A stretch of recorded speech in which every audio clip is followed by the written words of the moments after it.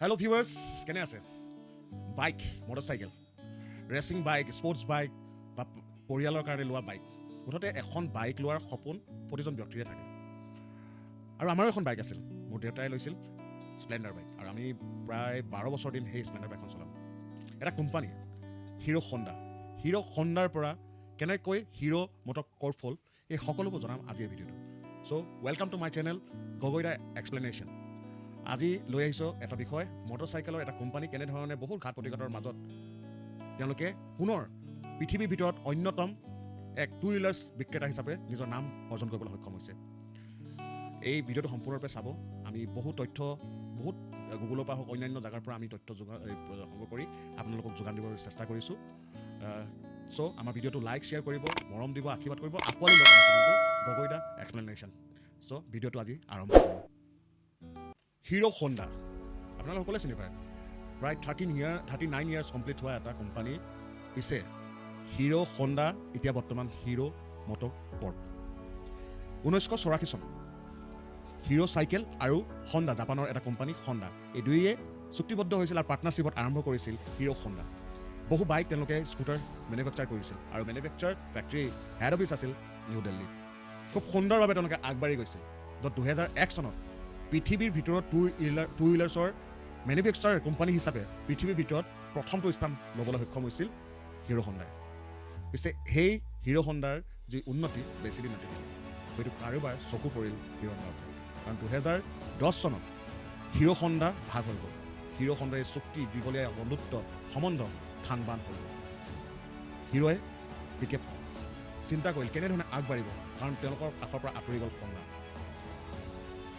তেতিয়াই তেওঁলোকে সেই নতুন উদ্যমেৰে নতুন চেষ্টাৰে ধৈৰ্যৰে 2011 চনত লণ্ডনত লগো এটা উদ্বোধন কৰিলে। সেই লগো হ'ল হিৰ' মটৰ কৰ্প। নিজাববীয়াকৈ পুনৰ তেওঁলোকে মেনুফেকচাৰ কৰিবলৈ ল'লে মটৰচাইকেল, স্কুটাৰ। প্ৰথম অৱস্থাত কিছু কষ্ট হৈছিল, কিন্তু তেওঁলোকে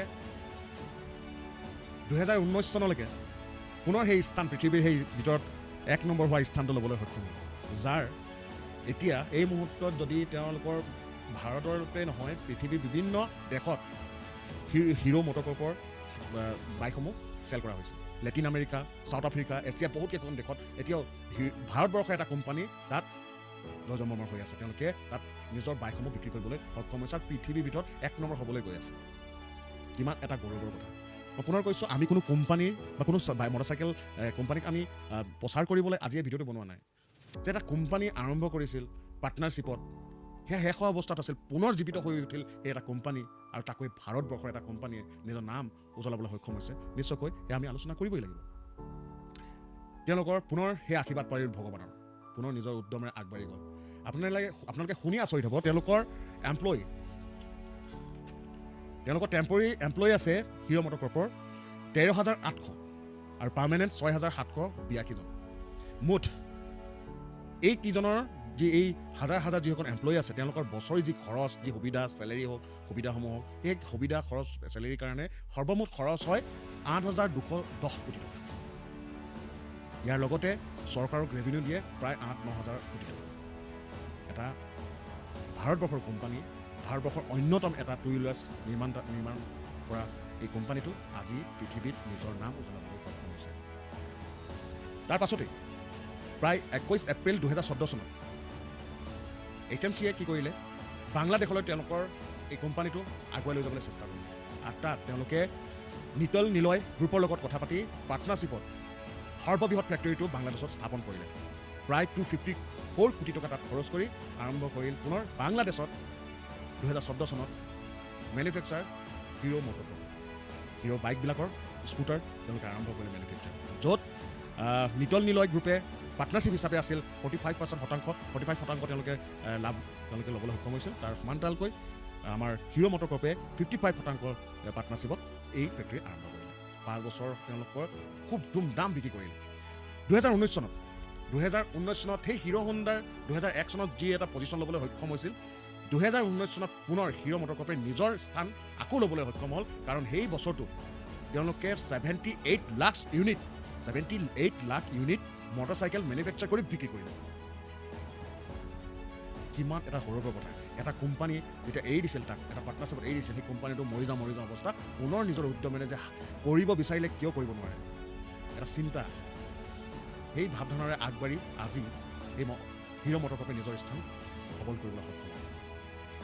চ' কিছুমান ডিটেইলছ আপোনাক দিবলৈ চেষ্টা কৰিলোঁ। তাৰ ভিতৰত হৈ গ'ল ৰমন মঞ্জল, যি তেওঁ স্বত্বাধিকাৰ, তেওঁ ৰমন মঞ্জল বিদ্যা মন্দিৰো তেওঁলোকে স্থাপন কৰিলে। তাৰ লগতে স্থাপন কৰিলে বিমিয়েল মঞ্জল ইউনিভাৰ্চিটি, যিগৰাকী স্বত্বাধিকাৰ ব্ৰিজমোহন মঞ্জল, আৰু তেওঁৱে এই সম্পূৰ্ণ যি ঘাট প্ৰতিঘাতৰ মাজেৰে নিজৰ কোম্পানীটোক ডুবিব নিদিলে, শেষ হৈ যাব নিদিলে, য'ত আজি 39 ইয়াৰ্ছ তেওঁলোকে কমপ্লিট কৰিবলৈ সক্ষম হৈছে। নিশ্চয়কৈ বহুত এটা দীঘলীয়া যাত্ৰা তেওঁলোকে কৰিলে। আৰু হয়, এই কথাখিনি কৈ থাকোঁতে মই সেই হিৰ' হোণ্ডাৰ স্প্লেণ্ডাৰ বাইকখনলৈও মনত পৰিছিল, আৰু নতুনকৈ আকৌ হিৰ' মটৰ কৰ্পে নিজৰ স্প্লেণ্ডাৰ, যি সৰ্ববৃহৎ বিক্ৰী যিখন বাইক আছিল স্প্লেণ্ডাৰ, আপোনালোকৰ সেই স্মৃতিটো মনত পৰিছে চাগে, কাৰোবাৰ স্মৃতি আছে চাগে এনেকুৱা হিৰ' স্প্লেণ্ডাৰখন লৈ, কাৰণ মোৰ আছে। মই 12 বছৰ দিন হিৰ' হোণ্ডা স্প্লেণ্ডাৰখন লৈ চলাইছিলোঁ, কম খৰচত, মাইলেজ বেছি, আৰু মেইনটেনেঞ্চ একেবাৰে কম। এটা সুন্দৰ বাইক তেওঁলোকে নিৰ্মাণ কৰি তুলিছিল। আজিও চবৰ মুখে স্প্লেণ্ডাৰ বাইক আছে। বহু কোম্পানী আৰম্ভ হ'ল, আৰু সেই বাকী ভাৰতবৰ্ষৰ অন্য কোম্পানীৰ দৰেও ভাৰতবৰ্ষৰ অন্যতম কোম্পানী যি হিৰ' মটৰ কৰ্পে নিজৰ যি সন্মান, সেই সন্মান ঘূৰাই আনিবলৈ সক্ষম হ'ল।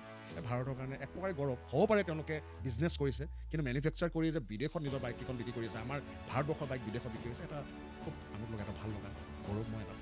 চ' এনেধৰণৰ ভিডিঅ'বিলাক আমি পুনৰ লৈ আহিম। আজিলৈ ভিডিঅ'টো সমাপ্ত কৰিছোঁ। কিছু তথ্য আমি যুগুত কৰি আপোনালোকক প্ৰদান কৰাৰ চেষ্টা কৰিলোঁ। ক'ৰবাত ভুল ভ্ৰান্তি থাকি যাব পাৰে, আপোনালোকে কমেণ্ট কৰিব। আৰু আমাৰ এই যি চেনেল আছে গগৈদা এক্সপ্লেনেশ্যন, এই চেনেলটো আপোনালোকে ছাবস্ক্ৰাইব কৰি ল'ব, লাইক শ্বেয়াৰ কৰি দিব, আৰু মৰম আশীৰ্বাদ কৰিব। অসমীয়া চেনেল এটা হিচাপে কিছু আগবাঢ়িবলৈ চেষ্টা কৰিছোঁ। মই, মোৰ ল'ৰা ৰঞ্জিত আৰু মোৰ ভতিজা চৌহান, আমি তিনিটা মিলি পিনে এই ৰেকৰ্ডিং বা যিখিনি ছেটআপ আপোনালোকে দেখিবলৈ পাইছে সকলো কৰিবলৈ চেষ্টা কৰিছোঁ। তেনেহ'লে আপোনালোকে প্লিজ এই চেনেলটো আঁকোৱালি লওক আৰু ছাবস্ক্ৰাইব কৰি দিব। তেনেহ'লে আজিলৈ বিদায়। আৰু এনেধৰণৰ পুনৰ নতুন তথ্যৰে এজন ব্যক্তিত্ব বা কোম্পানী বা কেনেধৰণে তেওঁলোকৰ ডুবি যোৱা বিজনেছ তেওঁলোকে আকৌ সফল কৰিবলৈ সক্ষম হ'ল,